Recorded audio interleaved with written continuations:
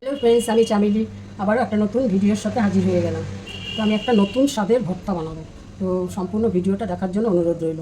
প্রথমে কালো জিরা দিলাম, তারপরে জিরে, শুকনো লঙ্কা, তারপরে দারচিনি, 4টে এলাচ দিয়ে দিলাম। মশলাটা ভাজা ভাজা হয়ে গেছে, এবার আদা কাঁচা লঙ্কা দিয়ে দিলাম।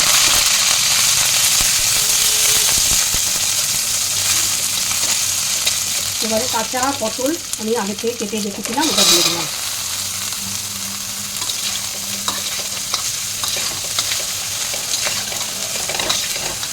একটু হিং দিয়ে দিলাম, লবণ দিয়ে দিলাম স্বাদ মতো, হলুদ দিয়ে দিলাম।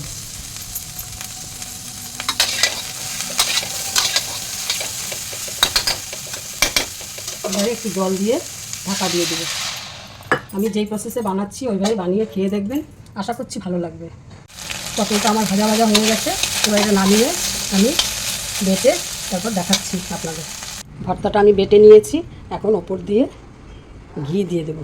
অবশ্যই কিন্তু এটাতে ঘি দিতে হবে। আর 2টো কাঁচা লঙ্কা দিয়ে দিলাম। রেডি হয়ে গেল আমার ভর্তা। গরম ভাতের সাথে দারুণ লাগবে।